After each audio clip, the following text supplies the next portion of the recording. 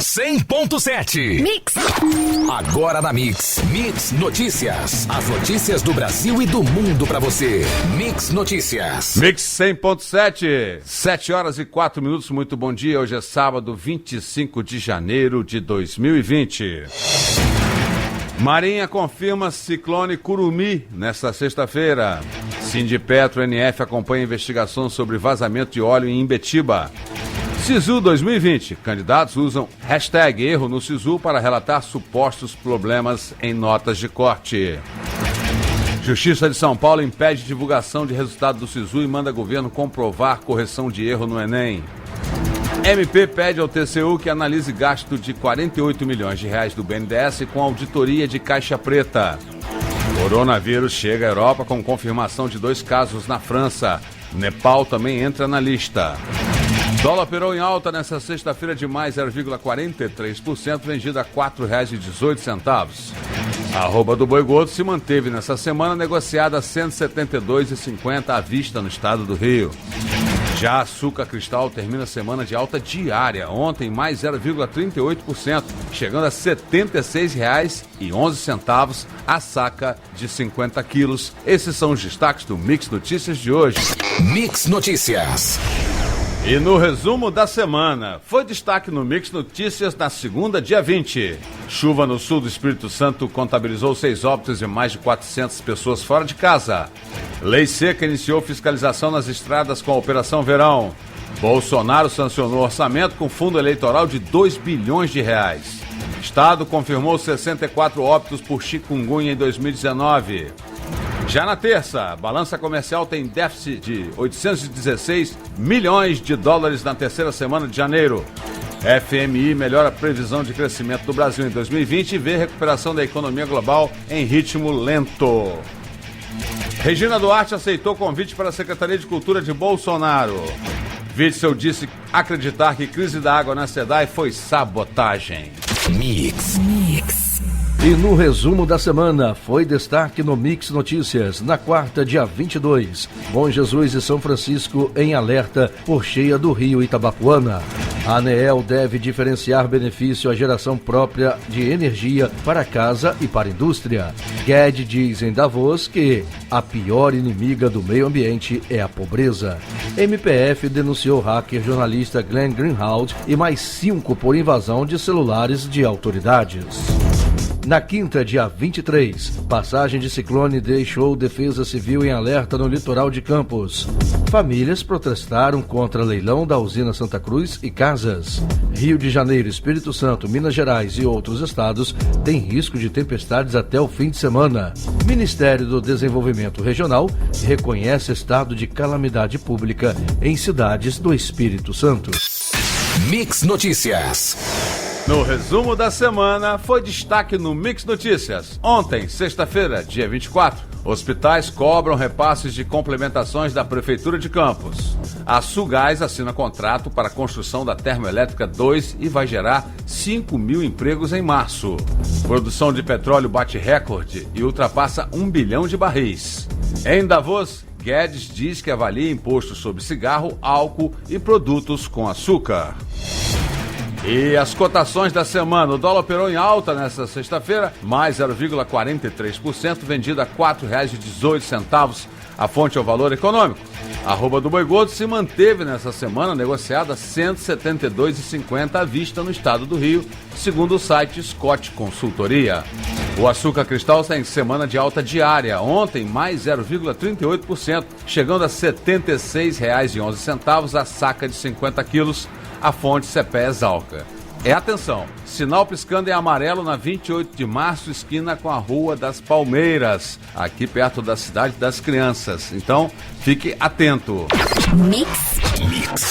A Marinha do Brasil confirmou nesta sexta-feira a formação do ciclone Curumim em alto mar, com centro a 700 quilômetros de Arraial do Cabo, conforme previsões meteorológicas do início da semana. O Centro de Hidrografia da instituição informou que foram observados ventos de 65 km por hora associados à depressão subtropical em alto mar às 22 horas do dia 23. Por superar 63 km por hora, o fenômeno foi reclassificado e nomeado como tempestade subtropical, o que caracteriza um ciclone. Como reflexo do evento climático, fortes chuvas que atingem os estados do Rio de Janeiro, Espírito Santo e Minas Gerais desde quinta-feira, dia 23, e continua a oferecer riscos à população. O Instituto Nacional de Meteorologia emitiu um novo alerta com início às 4 da tarde de ontem, sexta-feira, de grande perigo por alto volume de chuva para as regiões norte, noroeste e fluminense. Os rios Itabapoana, em Bom Jesus de Itabapoana, e Carangola, em Porciúncula, transbordaram e a água afeta bairros próximos às margens. A diretoria do Sindicato dos Petroleiros do Norte Fluminense informou ontem, sexta-feira, que está em contato com a gerência da Petrobras para acompanhar as medidas que estão sendo tomadas sobre o vazamento de óleo registrado na praia de Imbetiba, em Macaé, na última quinta-feira, dia 23. Segundo o sindicato, a princípio, o vazamento do derivado foi em pequenas proporções e já foi contido. O órgão informou ainda que uma amostra do material foi colhida para que seja analisada e comparada com amostras colhidas em embarcações que atuam na área afetada. Mas, neste primeiro momento, não foi constatado nenhum vazamento nas embarcações ancoradas no pier. O Sindipetro-NF irá acompanhar não só a análise, como também as ações preventivas e corretivas que devem ser realizadas, ressaltando que é necessário uma atuação no local, visando calcular os danos ambientais que possam ter sido causados, principalmente devido à presença constante de tartarugas naquela região. O sindicato acompanhará de perto o caso, afinal, um acidente ambiental é sempre muito perigoso. O que ficamos preocupados, como um todo, é que percebemos ao longo dos anos a precarização das condições de trabalho, da manutenção das plataformas, e precisamos ficar sempre atentos para entender se esse vazamento é um produto de precarização, de manutenção, e evitar que novos casos ocorram, frisou a diretora Rosângela Busanelli. Mix Notícias. Candidatos que concorrem a vagas do SISU usaram as redes sociais nesta sexta-feira, dia 24, para relatar o que consideram ser um problema na definição das notas de corte dos cursos. Nos assuntos mais comentados do Twitter está a hashtag Erro no SISU. Segundo os relatos, o sistema tem considerado alguns candidatos aptos para as duas opções de cursos pretendidos, o que elevaria, segundo os candidatos, as notas de corte. Com o problema identificado pelos candidatos, pessoas com notas altas estão sendo temporariamente classificadas para as duas escolhas, e as notas de corte, que são calculadas com base nas pessoas que se candidatam, estariam mais altas do que o esperado pelos estudantes. A segunda opção de muita gente está sendo validada, mesmo que essa pessoa esteja acima da nota de corte na primeira opção. Isso não estava acontecendo no começo do processo, escreveu uma candidata no Twitter. Uma decisão liminar da Justiça Federal determina que o processo de sistema de seleção unificado do SISU seja suspenso assim que as inscrições forem encerradas, o que na prática significa que os resultados não poderão ser divulgados na terça-feira, dia 28. Além disso, determina que o governo comprove que o erro na correção das provas do Exame Nacional do Ensino Médio, o Enem 2019, foi totalmente solucionado. Divulgado nesta sexta-feira, dia 24, a decisão provisória é da 8ª Vara Civil Federal de São Paulo e foi obtida em ação movida pela Defensoria Pública da União. O site entrou em contato com o Ministério da Educação e não obteve retorno até a mais recente atualização da reportagem. A Advocacia Geral da União disse que ainda não foi intimada na referida ação.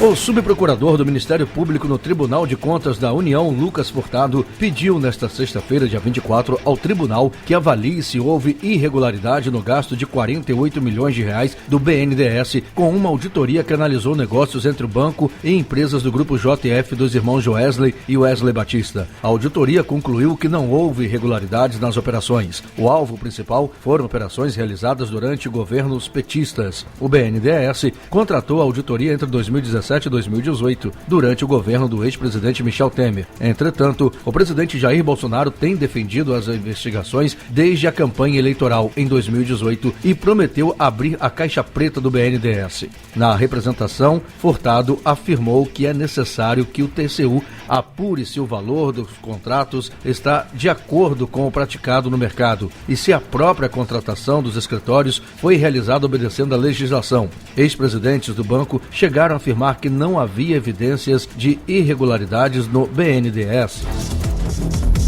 A França confirmou 2 casos de coronavírus, os primeiros da Europa, nesta sexta-feira, dia 24, nas cidades de Paris e Bordeaux.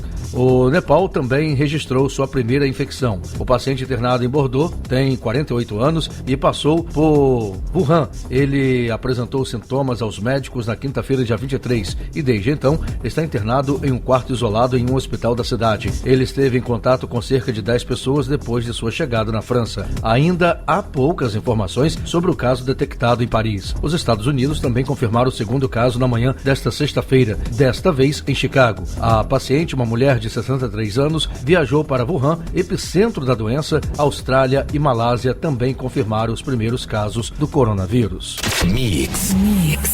Levantamento do Departamento Intersindical de Estatísticas e Estudos Socioeconômicos, o DIEESE, mostra que em 43% dos vínculos intermitentes, a remuneração foi inferior a um salário mínimo em dezembro de 2018. Além disso, entre os vínculos em 2018, 11% não tiveram renda, ou seja, 1 em cada 10 contratados intermitentes não geraram renda para o trabalhador. Nessa modalidade, o empregado ganha por hora trabalhada e não há garantia de jornada ou remuneração mínima por mês. O trabalho intermitente foi criado pela reforma trabalhista em vigor desde novembro de 2017, com a promessa do governo na época de gerar 2 milhões de empregos em 3 anos, ou 55 mil vagas por mês. Dados do CAGED divulgados nesta sexta-feira, dia 24, revelam que das 644 mil vagas de emprego criadas em 2019, 106 mil, 16,5% delas, foram na modalidade de trabalho intermitente.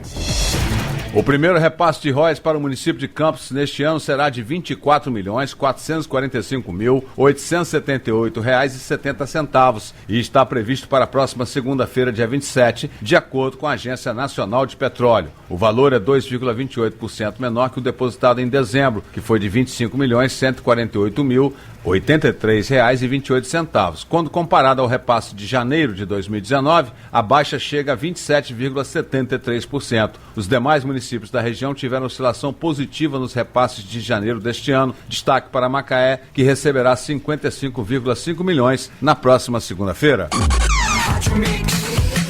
As fortes chuvas que atingem os estados do Rio de Janeiro, Espírito Santo e Minas Gerais desde quinta-feira, dia 23, continuam a oferecer riscos à população das regiões Norte e Noroeste Fluminense e mantém defesas civis dos municípios em alerta. Ontem, sexta-feira, dia 24, a Marinha do Brasil confirmou a formação do ciclone Curumim em alto mar, com centro a 700 quilômetros de Arraial do Cabo, que vem influenciando o tempo na região durante a semana. Em Bom Jesus, o rio Itabapuana ultrapassou em mais de 2 metros o seu nível de transbordo, o que causou a interdição de ruas e deixou cerca de 120 pessoas desabrigadas e 180 desalojadas. Em Itaperuna, pelo menos 6 famílias tiveram que deixar suas casas devido ao risco de deslizamento de barrancos e foram alocadas em abrigos. Por volta das 14 horas desta sexta-feira, o rio Carangola, que passa pelos estados do Rio e Minas, superou a cota de transbordo em 20 centímetros no município de Porciúncula. Em Italva, o rio Muriaé ultrapassou sua cota máxima por volta das 9 da noite de ontem, sexta-feira, quando marcou 4,33 metros e já invadiu as ruas da cidade. Nos 3 casos, há previsão de que os níveis dos rios continuem a subir nas próximas horas. Em Cardoso Moreira e Cambuci, córregos também transbordaram. O município de Campos registrou alguns pontos de alagamentos, como na rua Rocha Leão e na ponte Leonel Brizola. De acordo com a Defesa Civil, houve um chamado de emergência para esgotamento do quintal de uma casa no bairro Fundão, em Guarus.